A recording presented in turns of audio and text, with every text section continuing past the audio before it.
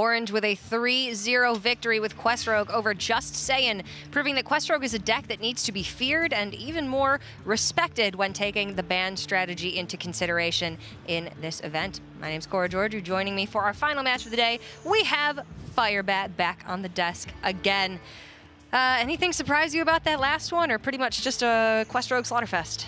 I kind of was saying, as soon as I saw the bans, what I thought would happen, and then it happened. So I feel a little bit psychic. I mean, if you are psychic, then you have a lot of explaining to do over Okay, your competitive integrity in the last kinda... 4 years. So maybe keep that one under wraps if that's the case. But if you are psychic, tell me, our next match is going to be Impact versus Jarla. Who's going to take this one, Firebat? I don't know if I'm that psychic. There's, there are two very prestigious players with two very different lineups. We have Jarla's one of the few players in the entire tournament bringing Priest, and he's able to, game one there, take a win with the Control Priest up against Impact's lineup. Whereas Impact is one of the players playing the quad aggro lineup. He has Tempo Mage, Zoo, Odd Rogue, and Token Druid, about as cut and dry and aggressive as you can possibly get it. So he may struggle at trying to figure out a way to stop this Control Priest from Jarla, which is a really interesting and unique inclusion. You can see the bans coming up there on the screen. So it's tough to say. Will the anti-aggro sort of styles here, he's not an anti-aggro lineup, right? He's got the Death Rattle Hunter and the Quest Rogue as his anti-control. Okay. And then he has Control Priest and Malygos Druid as his anti-aggro, and we can see there the Druid banned away from Jarla. So a well-rounded lineup for Jarla, and proving that there are, again, 9 classes in Hearthstone, and Priest shouldn't really be slept on. You do still have Duskbreaker and some select dragons that you can use as anti-aggro strategies. And then Mind Blast plus the Shadow Reaper Anduin combination is a very valid game-ending strategy for the deck. So certainly not the most popular choice across the board, but for Jarla working out quite well. He's 3-0 in match record as well as Impact, and Jarla's currently up 1-0, having taken down the Token Druid with that Priest deck. So we're going to be hopping into game number 2 very shortly, seeing what Impact wants to go up against this Priest with. I personally have been a little bit surprised that we haven't seen more of this deck right here, this Tempo Mage, considering Quest Rogue is so incredibly popular, so powerful. We've seen it sweep twice on stream already today, and Tempo Mage is its best counter by far. Tempo Mage is a super powerful deck against the Priest. The Priest, surprisingly, for a deck that you would think would have a lot of healing, Priest as a class in general does not have too much good healing options. So it's slow to take onto the board and slow to kill its opponent without too many ways of direct healing. It can really struggle against the burn coming out from the Mage. We see Impact, they're able to just keep a Lunith off the mulligan, which is typically a pretty slow card, but against Priest, slow and steady wins the race. How do you feel about that natural copy of Flame Geyser in the deck? That goes in that kind of slot where people don't really know what to do with yet. It's the 30th card slot. We saw earlier the Tempo Mages player playing a Mana Addict in that slot. Sometimes you see people play the 3-mana 2-1 that gives you +2 spell power on the next spell. People are just kind of messing around with different sort of options in that last card slot. The rest of the deck is pretty well ironed out, and that was your tech card choice. Flame Geyser is a little bit more burn, I guess. In combination with the Cosmic Anomaly, it can be a pretty useful burn spell. All right, fair enough. Jarla taking a good amount of time to decide whether or not he wants to play the Northshire Cleric on turn 1, decides to play it, and unfortunately for him gets punished by that Sorcerer's Apprentice drawn off the top from Impact. And like you were saying, the Priest relies more on incremental healing with the hero power, getting value out of that to try to offset a lot of the burn damage from the Mage. As far as big burst healing goes, you're looking at Divine Hymn really being the only option in the deck, as well as you get the 5 armor off of Shadow Reaper Anduin when you play it, but then you forfeit that lesser heal hero power as well. So it's really not the strongest class in the game as far as healing goes right now, even though its identity does revolve around healing. Right, exactly. And another thing about Priest is it doesn't have spot removal. They don't run Shadow Word Pain. They don't really run Holy Smite.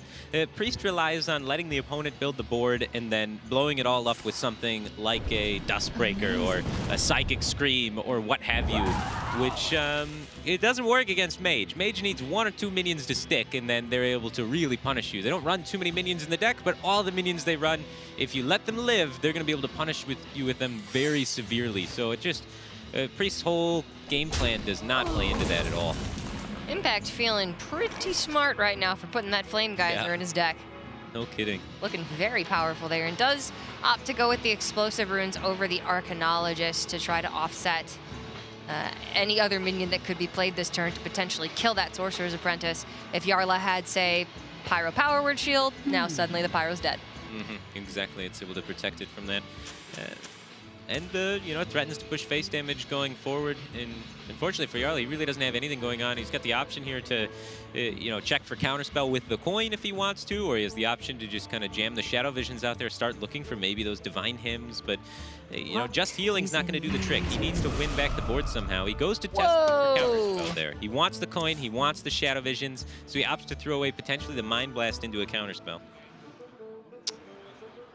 That looks so much worse than it actually is.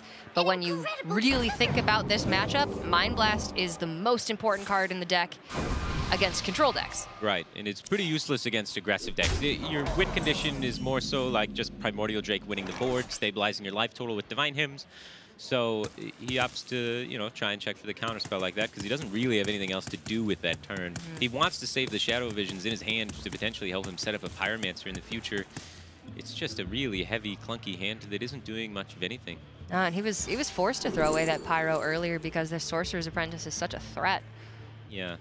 Well, he wasn't forced. He could have tried to wait, maybe, and finagle it a little bit, but it would have ended poorly for him as the explosive runes would have killed the Pyro anyway. He's kind of caught in that. Bit of a catch-22 here for Jarla. He's going to have to wait quite a bit before he can actually accomplish anything, and that means that Impact is going to have an Alaneth on curve with no repercussions. Yeah, and it's just Priest not having single target removal that's played currently makes this matchup so bad. And the reason why you don't play single target removal in Priest is because it's not so good against the other aggressive decks. You look at the other aggressive decks being, you know, Zoo, Odd Paladin, Token Druid. You don't want to trade one card for one of their cards. You want AoE removal. So Tempo Mage is an aggressive deck that just doesn't fit the same schematic as the other aggressive decks. So it functioning so differently makes it really hard as the control lineup player to find decks that can target this style of aggro, that style of aggro, and everything in between. Yeah, I mean, all the other aggro decks are board-style aggro decks. This is the only, you know, I'm slinging spells at your face, you're going to die aggro deck in the game. And that is why it's so effective against Quest Rogue, because it does not operate under the same limitations that other aggro decks do. Yeah, exactly. One thing, there's probably Odd Hunter operates similar to Tempo Mage. You're right. I'm really surprised no one, you know, maybe tried to do a Tempo Mage Odd Hunter plus two other decks kind of thing. Really prey on Quest Rogue. Yeah, to have like two burn decks. I miss burn decks in Hearthstone. There's not too many of them anymore. Burn decks were fun. Yeah. We haven't had like straight up pure aggro in so long. Yeah, there's so much healing in the metagame that all the aggro decks really have to rely on board. And even Tempo Mage relies on board much more than it used to with the cosmic anomalies and things of that nature. Not a lot that goes over taunt minions nowadays. Yeah. Yeah, this is going to be tough for Jarla. So he's got a 4-3 that he's been able to develop into the face of certain death. So that's fun. Impact can draw cards. Impact can launch 2 Cinder Storms and go to the face for just probably just lethal with Shooting Star. Yeah, Shooting Star ping double Cinder Storm is lethal. Yeah. Doesn't even need the ping, just the 2 Cinder Storms, right? Yeah.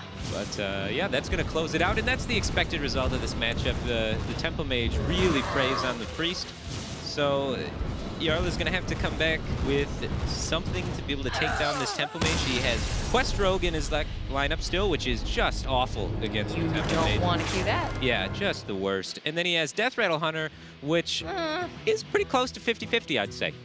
People say that it is super Tempo Mage favored, and I'm going to say that they're wrong. I definitely don't think it's super Tempo Mage favored. Yeah, the Hunter actually has some game. They're able to... one of the great interactions is if you're able to get a minion down as the Hunter, you can then, later on, once a secret comes up, cube the minion. The secret will explode the cube, and you're able to keep pressure on after that. Hunter just has so many minions that they can play that are so resilient that it makes this entire secret package from Mage pretty lackluster against it. Yeah, Hunter races the Mage pretty effectively, but you know, it certainly still can get really quickly raced itself. So I agree, this one is fairly close, but we're definitely going to see Jarla queuing up this Hunter, as queuing the Quest Rogue into the Tempo Mage is something you would only do if like somebody gave you a lot of money? Yeah. Or bet you that you wouldn't do it, I guess? An interesting thing here in this mulligan, Cube is the highest win rate card in this matchup according to HS Replay. Really? Yeah. It's just, that is the highest win rate card when it's in your mulligan. It's kept about 4% of the time, so nobody does it. Yeah. But is actually one of the highest win rate cards in the matchup. So Jarla here does not end up keeping it, you know, opting to try and find what you would think would be more of the traditional cards to get. But the Cube is surprisingly effective, and I think people need to start considering keeping it more often. I mean, for the reasons that you said, it makes sense. It takes explosive runes and turns it into a benefit for the hunter. Yeah.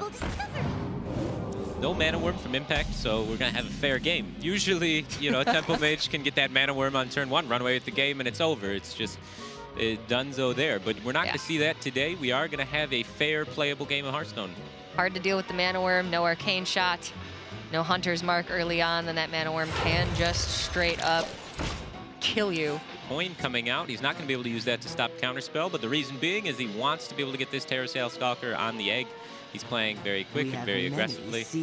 Now, there's downsides to this against both the secrets. Now he doesn't have the egg to proc the explosive runes, and now he doesn't have the coin to stop the Counterspell. So, you know, there's a lot of cost to this. The upside is you get a 5/5, you know, a turn faster potentially. But yeah, still, it's interesting. He did that fairly quickly. Further downside, looking at the curve, Flanking Strike is going to be queued up for turn 4. Assuming Impact plays this explosive runes on turn 4, Jarla may not want to play that Flanking Strike then. Doesn't want to take the risk of running it into the counterspell. If he's still at the coin, he could assure that this Flanking Strike would connect. Right, but his board would be a little bit different, and sometimes maybe they don't play the explosive runes. Yeah. It's a really tough call to say how those early turns are supposed to go to be, you know, 100% optimal. Looks to me like Jarla is just not going to have a choice. Yeah, he's either got to go for, well, it's the second explosive rune, so I go with Flanking Strike, or he has to go with, well, it's Counterspell, so I go with Houndmaster Shaw. And, yeah, it's 50-50. It could be either one. So he has to look at Impact's eyes, stare deeply into his soul, and identify the correct secret. This is where those psychic powers come in really handy. Yeah, you have to try and get a read on him right now. Impact is not a man who is easily read. Yeah, he's looking up at Jarla. He knows the situation. Kind of squirrely, maybe. Yeah. Right. Oh. Yeah, they've made eye contact a few times here. Okay, that's the look of a man who's bluffing. I don't know if he's bluffing or not, but I don't think he knows what he's bluffing to just yet, but... They both realize the situation. I think Impact's becoming aware that Jarla has the 4-drop options, and he doesn't know which to pick. You can see a small smirk appearing on Impact. Quickly. What you gonna do, Jarla? The rope's coming. Oh, no! He goes for the Houndmaster Shot. That's going to be absolutely destroyed by the explosive runes. That's huge right there, being unable to identify what the secret is. The wrong choice. That's hard. He's upset about it. I know y'all at home are like, obviously it was explosive runes. Look at it. Yeah. Not so obvious. Jarla is a very good Hearthstone player. Yeah, now suddenly this game, you can see how different it would be if he went for the Flanking Strike there. Nice ordering by Impact, getting that Cosmic Anomaly down after the Shooting Star because he does not want to break that egg. All hope is not lost. Jarla still has a lot of good game on this, but the Cosmic Anomaly coming out is very scary. That's kind of like a must-kill minion that he'd prefer to Flanking Strike, but at the same time, Flanking Strike's kind of weak on the board. Delays the Witchwood Grizzly for a turn. He is going to end up siding with it. He still has 17 health, so he's in a reasonable position to race the mage, but it's so slow going here with the Flanking Strike. The issue is that Jarla hasn't built up a big enough board to offset Alaneth if it were to be played by Impact this turn. Fortunately for him, Impact doesn't have it, but... He is like baby Alaneth. The Arcane Intellect to get a little bit of an injection going. You definitely want to have a better board going into turn 6 from the mage so that they feel like they just can't play that Alaneth because they're just going to die on the backswing. Right. The mage will eventually kill you. Hunter does not have... It doesn't have no healing. You have Rexar that heals you for 5, and then Rexar can make Lifesteal Beast. So you have some amount of late-game potential, but you're never going to find enough healing to really stabilize against the mage. So you kind of have to kill him before turn 9 or 10. So this is the part where mage is kind of giving up the board. They're choosing to draw cards. They're trying to find burn spells to close the game. And this is where you have to really cement your board lead as the hunter. Yeah, the mage has to make that transition generally around turn 4 or 5. This is not the old tempo mage that is playing Cabal Crystal Runners and can actually fight for the board, continuing on into the somewhat late game. Yeah. We'll see. He can maybe go for one more turn. That's what he's deciding here. Is he going to keep fighting for the board with the Sorcerer's Apprentice, or is he going to try and just go the distance, you know, start cross-bolting and pinging the face and try and pick up a fireball to close? But he is going to opt to try and go for staying on the board a little bit longer, see if he can maybe get some more chip damage in. He's invested the Frostbolt, so that's 3 damage that could have went to face, that is now went towards preserving the board position, and he's hoping to be able to make up that 3 damage. Make the return by connecting this Apprentice to face, getting those discounts next turn. I would highly expect Jarla to Hunter's Mark that Sorcerer's Apprentice, Candle Shot it down, and then get that Witchwood Grizzly in play. But the Mossy Horror is tempting as well. As well, too. He's got 3 good options here, because the Cube's going to put, you know, 9 power worth of attack in play to start racing your opponent back, which is very crucial. You have to close the game. The Witchwood Grizzly saves you 2 health, though. So you're losing 6 offensive power to gain 2 life, which is a tough call to make. I'm not really sure if, you know, this is the right call to make. It's all a series of very close to calculate benefits and drawbacks. Right. Does 9 power win me the game faster than, you know, saving 2 life would win me the game? You know, is it more detrimental? Is it better for my opponent? These are things that you cannot possibly calculate all within the time that you are given. You just can't think of all of the possible scenarios. But it's looking like Impact might be fizzling a little bit here. Yeah, a little bit. This is one heck of a Mossy Horror. You know, you put the 2/7 body in play, you get a 5/5 from your egg, and you kill both of your opponent's minions. There's no way that that's not the play here. And he's got King Crush to follow up with the pressure, which maybe is why he decided to go for the 2 points of healing rather than the more aggressive approach on the board, is because he knows he's got this King Crush coming on turn 9, and his plan is just make it to turn 9, get King Crush on the field, and that'll be able to take the game. Impact, meanwhile, just drawing really dead. He was unable to, you know, make up the 3 damage of the Frostbolt while trying to preserve the board 1 turn longer. So now he's in a little bit worse position going forwards to try and find the burn. He's going to need more than just a fireball at this point now. So it ended up not being worth the gamble of staying on the board for him. And if Jarla can keep mounting this pressure, and if Impact keeps whiffing on finding this card draw, he might be able to close it just in time. Impact is not dead on this turn from Jarla, but very likely dead on the following turn. So he has a big decision to make here. Is this Frostbolt going to the Devilsaur, or is it going to face? If he directs this at face, his outs are... Arcane Intellect, the Fireball, there's 2 Frostbolts played. Yeah, so Fireball Flame Geyser, yeah, but that would still be, yeah, that would be 9 mana. Yeah, it's a little desperate. He's also got Primordial Glyph, that's a card. Primordial Glyph can make wonderful things happen. You could get Primordial Glyph into some sort of freeze effect, squeezing a ping alongside it. And yeah, this situation is all brought to by trying to stay on that board 1 turn longer than I think you're supposed to in this game. I think he should have transitioned to all face a little bit earlier, started weaving in those pings and set it up to where he just needed a fireball. But he felt he could get those 3 damage in, and that 3 damage just wasn't coming. I don't think he had enough to back up the Sorcerer's Apprentice for that 3 damage to be more advantageous than just a guaranteed 3 damage to face. He took the risk, but he didn't have the spells behind it for that Apprentice to be a worthwhile risk. So Jarla is going to take the game with the Hunter. You could see in the early stages looking a little bit bad for Jarla, but the Hunter, if it's able to get a board, can just win the game very, very quickly. And that's why that one actually is pretty close on either side. So Impact now left with his Warlock. Jarla going to be queuing up that Hunter yet again. And if that Hunter goes down, he has his Quest Rogue as the last resort. Yeah, Zoo is pretty favored, I would say, against both Death Rattle Hunter and Quest Rogue.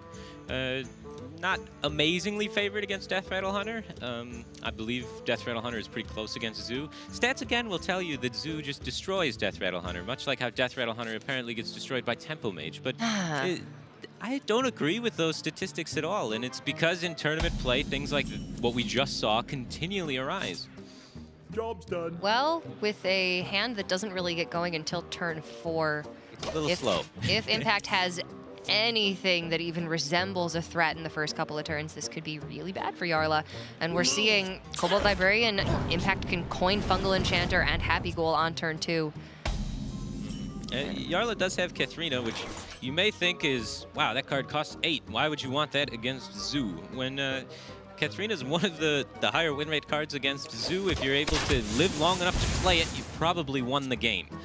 Pulling out the Witchwood Grizzly is super, super powerful right now, especially since almost no player is running Spellbreaker in their Zoo list. So getting a Witchwood Grizzly out from Katharina can oftentimes be enough of a swing turn to force stabilization and win the game. So the card's actually quite powerful in the current meta just because Zoos are teching away from Spellbreakers. Yeah, the Zoos have definitely evolved quite a bit. Paladin's gone away, so Despicable Dreadlord has moved out. Spellbreaker's been moving out because Taunt Druid is not as popular. Certainly making changes to fit the mold, but then you can break that mold by exploiting those weaknesses. Yeah, and Impact's running a Zoo list that is staying with the Despicable Dreadlords. He does not run Doom Guards. He instead runs the Leroy Jenkins Despicable Dreadlord variation of Zoo, which is less popular. You're definitely right. Most players are not running Despicable Dreadlord in this tournament, but Impact is stuck on them. Do you have a preference, Leroy versus Doom Guards? Depending on what you're going against, usually you have to have kind of a target in mind. If you're running Doom Guards, I would say you're better off against the other board-centric decks. You're better off against other aggro decks, things of that nature. And then I would say Leroy's better against things like mid-range decks and control decks. So I'd say Leroy is better against Hunter because you can combo it with the Soulfire a lot easier, and that burst is pretty essential in these kind of matchups where you have the board for X amount of time, and then your opponent has swing turds which then try and reclaim it because you can burst them down before they reclaim it. Whereas your Doom Guard usually gets in for 5, discards your other burn cards, and then is exposed to things like Hunter's Mark and other hard removal. But against an aggressive deck, you'd rather just have a 5/7 in play because they don't run hard removal, so they can't answer a 5/7, so it works out pretty great. So I'd say Impact's got pretty okay techs for this matchup. Not having Spellbreaker is obviously a bummer because you can't silence Egg, you can't silence Cube, you can't silence Taunts to get in for lethal. So Spellbreaker is the premier Zoo tech card against Death Rattle Hunter, which is not included in his list. Things looking a little bit grim for Jarla. He can flanking strike the Voidwalker, kill the Kobold, but then Impact has Life Drinker and Happy Ghoul on turn 4 into a Fungalmancer on 5. Yeah, it's not looking pretty. It's looking like it's going to be really tough to make it to 8. He's going to need something, but if he does make it to 8, he will win the game because he'll be able to go Cube Play Dead on one of the things that live from the Katharina exposure. So it's all just about trying to make it there. Yeah, actually pretty important that he's already drawn the Savannah Highmane, as that is the worst minion to pull from Katharina. So if that is his only chance of winning this game, at least he wants to make that a more of a guarantee that it's going to pay off. Good top deck, but maybe not good enough. Already facing down 12, he can remove 6 points of the pressure, and then he'd be getting hit for 10 from the Fungalmancer with limited to no ways of stabilizing. But if you go for the Saronite here, both the minions trade over. What are we really doing then? Top deck Rexar, maybe. I think that's got to be on your mind as one of the ways you come back in this. But then again, that also gets punished by a Fungalmancer. Also gets punished by the Fungal Enchanter, but since Jarla's seen one of those already, maybe he feels like he's a little bit more comfortable to play the Saronite, less likely that Impact has that second Enchanter. Heck of a Zoo hand. Just curving right out into Fungalmancer with 2 Happy Ghouls. You can't get much better than that. Even without the Keleseth, this is just build your own fully upgraded Emerald Spellstone before turn 5. Essentially, yeah. So much pressure so quickly. Keles just has absolutely no life to work with. Zoo's always been the LHS killer. Back when LHS was the premier Hearthstone format, I actually was playing quite a few competitive tournaments at that point. I can't even tell you the amount of times that I just got swept or reverse swept by Zoo, because it's always been as powerful as it is now, except the big difference being that in the past, the rest of the field was significantly weaker. Yeah, I've played a fair share of Zoo myself. I think it's a pretty good tournament. I would think so, yeah. Yeah. It's up there for sure. Now the Saronite can come down, try and stop some of this damage. The taunts are, soaking up 10 points of damage. It's the only play he has that keeps him alive, so you gotta imagine he's gonna make it. Got a Candle Shot the Ghoul here. Next turn, if you draw Rexar, you can Rexar Candle Shot the other Ghoul. Okay. And kill it, assuming they both run into the chain gangs. I like it. It's a setup. It's gonna be a sad day when he sees the buffs come out again, making Rexar obsolete. But at least he had a plan. Right. That's got to be on Impact's mind. He sees that Candle Shot hit go out. He's like, why is this happening? Obviously, it's some sort of Rexar setup. How do I play around that? All right, let's heal our minions up. Or put a taunt in the way. That works too.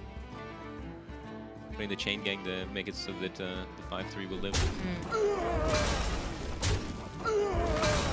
Rexar comes out.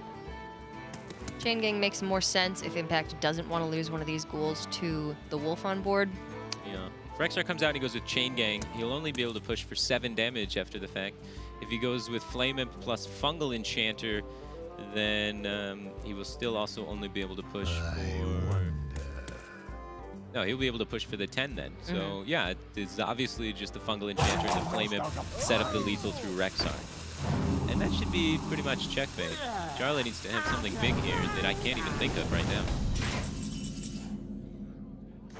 More than enough damage on board. Impact going to take game number 4, and we are going to game number 5. Jarla is going to have his Quest Rogue deck, the deck that we have seen doing incredible things so far today. And Impact, he's on the Zoo Warlock, and you said that you believe that Zoolock is slightly favored against Quest Rogue, yeah? More than slightly favored. I think it's, I would go as far to say favored. I don't want to go very favored because Quest Rogue kind of always has a chance against everything. You get some good vanishes, you know, you can make things happen. But it's pretty tough for Quest Rogue to be able to destroy a zoo. They're just really, really strong at being able to populate a board. And what's also very strong for Impact is he is running the Leroy build, which means he's going to be able to get that burst a lot easier to coordinate. He doesn't have to worry about his Soulfire discarding his Doomguard or his Doomguard discarding his Soulfire. He's going to be able to have, you know, 10 damage burst to 14 damage burst easily accessible to him as he progresses through the deck. Because sometimes you can prolong the game as Zoo by pressuring the Quest Rogue so much, make it difficult for them to complete the quest, and you can get through, you know, 20 or so cards of your Zoo deck and assemble 10 to 14 burst fairly consistently in the matchup. That's a good point. Doomguard can be a little bit of a liability. In this matchup, you're not trying to fight for board, you're just trying to kill the rogue before they stabilize with the quest completion, Giggling Inventors, Vicious Scale Hides. Cards we've seen quite a few times today. And Jarla wants those cards. He wants to try and find the Vanish, he wants to try and find Preparation. It's interesting to me here, he's thinking about keeping Youthful Brewmaster in deckhand. The deckhand can be okay because you can shut down a Flame Imp, but on the coin, it's a little bit worse. Those cards don't really work together in this matchup. I would be surprised if he kept the Brewmaster. Keeping the deckhand, I think, is quite reasonable. Shutting down Flame Imp saves you a lot of life in the long run. The downside is when your opponent opens Voidwalker or a 2-1, and then your deckhand is kind of sitting idle and doing nothing. My thought process in the matchup is deckhand's pretty okay. The matchup's bad, and we need better than okay. So we need the best. Yeah, I agree with this mulligan of trying to find Prep Vanish. He hits Prep Fan of Knives. That's not too bad. There's a lot of 2-1s in the current builds of Zoo nowadays. As the Quest Rogue, you want to be on the play in this matchup, correct? Generally speaking, it's better to be on the play if you're an aggro deck, and since Quest Rogue is not the aggro deck, Quest Rogue would rather be on the play so that Zoo's not on the play is kind of the logic, right? It wants Zoo to get off to a clunky or slower start. So yeah, I would say Quest Rogue would want to be going first, be at a higher mana total. I'm not sure that it's super relevant in this matchup. It's not like a matchup against Temple Mage. Yeah. Coin is a counterspell deterrent. Yeah, but you would rather be going, I think, first most of the time. Just so your opponent's not going first. Yeah, in Hearthstone, I think going first is better than going second with most decks. Unless you can use the coin against the deck, or you can use the coin with your deck very well. I mean, just look at this hand from Impact. It's Snap Caliseth on 2 into Fungal Happy Ghoul on 3. That's pretty good. It's about the same thing you did last game, except strictly better. Yeah, because he had Caliseth on 2. Yeah, it's going to be tough. But Jarla has a hand that can almost make it happen. He's missing one key piece to make this all come together. He finds Vanish, then he's got Prep Vanish into maybe Prep Quest Completion, and that would be a killer hand. And to get that quest down, even with the Caliseth buffs, all of Jarla's minions are going to be bigger than what Impact's got in the mid-game, pretty much. Yeah. Especially with no Doomguard in the deck. Yeah, if he's able to complete the quest, he'll probably win the game. It's just completing it is very, very difficult. This turn is not doing him any favors. It's a really sick dagger pass. Spicy. Yeah. He could kill the 2-1, so he doesn't have to commit to Fan of Knives, but he's going to play Fan of Knives next turn almost every single time. You ever saving the life. You don't really save any life, but you save a dagger charge by not hitting it. You never prep Fan here. No, definitely not. You need the prep for the Vanish. You maybe even need the second prep for the second Vanish. It's just very, very crucial to be able to get those prep Vanishes out, because in this matchup especially, not only is it a great defensive tool to have the prep Vanish, but it's also a tool to complete your quest. Yeah. You don't have the time maybe to play all the Youthful Brewmasters if you've got them, and maybe you don't find the Shadow Steps. Yeah, exactly. The Youthful is really slow in this matchup, so you want to be using your Vanishes you know, as a two-pronged attack to not only complete your quest, but not die. This is kind of the point where if I was playing the Quest Rogue, I would just fall apart. Going for the prep fan, he could hit the second fan, which would be a dream come true for him. I guess he felt like he was in desperate enough spot to maybe just go for that. Because if he hits second fan there, he cleans up a lot of pressure, buys himself a reasonable amount of time. Yep, kills everything except the Happy Ghoul. Yeah, the desperation usage of preparation because Impact's hand is so strong. It's definitely not how you want to be having to play the matchup as the Rogue, but it's how Jarla feels that is completely necessary in, you know, this instance. So I was just saying, you definitely don't want to prep the fan, and he's like, I'm going to die if I don't prep the fan, so I think I'm going to do it. I have no other choice. Yeah. Still maintains the prep for the Vanish if he can find the Vanish. If he doesn't find the Vanish, it's a moot point. And he's drawn 2 Novice Engineers, so questing on them, you know, it could happen. Questing on Novice Engineers gives you lots of opportunities to try and find the Vanish. But, you know, it's a 2-mana minion to quest on, so it's a lot slower than other options. It's expensive. Much rather be going for shards here. Prevent a lot of the damage. Yeah, you might try and go with Wax Elemental, but it's a little bit tricky as your opponent's got a lot of attacks that they can make to trade into things. He's worried about Fungal and coming down. If Fungal Mancer comes down, it's just such an absurd amount of damage that gets pushed.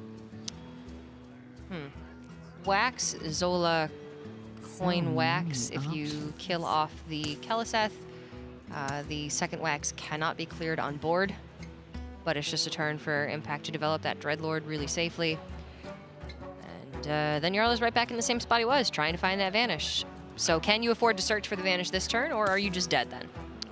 If you try and search for the Vanish and you take all this damage, you're going to probably need to find 2 Vanishes, because most of the board comes back because there's a Happy Ghoul in play, which is a semi-Vanish proof. You know, it comes back down for 0 mana as long as the healer gets vanished back as well. So I think you might have to just transition into the Wax. I think Vanish is too late already. All right, so go for the Wax plan. Hope you find the Vanish off the top. Hope that your 1 Wax Elemental survives. Yeah. Assuming you have to play both of them here. It's a lot of hoping. That's for sure. At least he's got hope, Firebath. Dwindling, but still there for the time being. Small. Very but bright small. glimmer. I don't know, bright, but dimming fast. Very dimming. But very you know, dimming. Unleash me. If you're in like a really dark tunnel, you can see it. Yeah. Only at night. Yeah. In the dark tunnel. Definitely not in the daytime. No, it's way too bright in that dark tunnel. Even the darkest tunnel is too bright. Well, that is a card you could play that stops a lot of damage, buys some more time. You could also just opt for the Novice Engineer, try and hit the Vanish, then prep the Vanish, get back the Zola and the Wax Elemental to try and make the quest happen on the Wax Elemental. Many options. It is a 2 out of however many cards are remaining left in his deck, so it's unlikely, but can you feasibly win the game any other way if you don't bounce this Wax Elemental? Yeah, I don't really know. I think if you go for the Giggling Inventor, you're going to lose. Yep. All of your minions will die, and then by that time you find the Wax, or by the time you find the Vanish, you won't be doing anything any longer. So he does choose to say, you know what, I need this Vanish, let's go for it, risk it for the Biscuit, and... No Biscuit. No Biscuit. It's looking like he's going to get buttered. Ooh. 18 cards remaining. Hate it when that happens. He could go for Prep Mimic Pod to try and make something happen. Maybe hit a Glacial Shard so he's not dead, but the downside is the Dreadlord's going to kill the Glacial Shards. He does have the Vanish. It's the very next card. He's not dead on board, is he? He's pretty close. 4, 7, 10 with the Life Drinker S10. Wow. The Vanish was 1 card away. I'm not sure if it'd be enough to save him, but... Could have played this game for a couple more turns. Maybe. If he'd found it off the Novice with the prep, that then he would have had been... game, yeah. He would have had a chance. Because He could have just redone the wax play from the previous turn and tried to complete on it. One off. I don't think there was a way for him to draw any more cards over the course of the game to get him that one card closer to the Vanish. But that's just the way that it goes. And Impact with 2 consecutive games from that Zoo Warlock. And the Tempo Mage game prior, he is going to take that series 3 games to 2. That was close for Jarla. He was almost able to bring that one back, and for the first time today, we've really seen that Quest Rogue actually struggle a little bit, but I think that is what Impact's lineup is absolutely intended to do.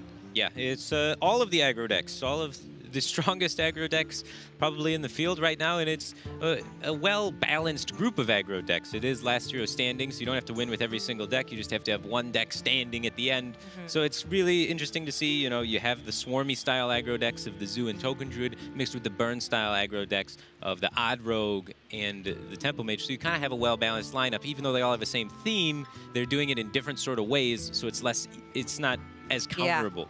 So that's why we were able to see, you know, one of his aggro decks absolutely gets destroyed by Priest, and then the other aggro deck absolutely destroys Priest. So even though they're all aggro decks, they're still doing different things, which is essential in a last year's standing lineup. It's a wide variety of aggro decks with different win conditions. You have the board-centric Zoo, and then the very aggressive, you know, spell damage Mage deck, which is the best counter to that Rogue deck that we have seen absolutely running rampant over the course of today, but this time not getting the job done. So Jarla will fall here in the 4th round, going to a 3-1 record, joining the likes of Just Saiyan, who we saw losing in our first match of the round. But congratulations to Impact, going to that perfect 4-0 record alongside Orange and many other of our players. That is going to do it for today. 4 rounds of Swiss tomorrow. We will be back for 5 more rounds of Swiss, and then we will make the cut to top 16. Any final thoughts, Firebet? Any takeaways from today? Takeaway from today is that aggro is pretty good. We've seen a lot of the players bringing the quad aggro lineup doing very well.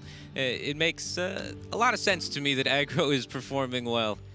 I'm personally a big fan of aggro decks. We haven't had a very aggressive meta lately, so it's nice to see everything starting to speed up again and move away from the control. And I guess we kind of have Quest Rogue to thank for that, being the control killer, pushing everybody towards this quad aggro kind of theme.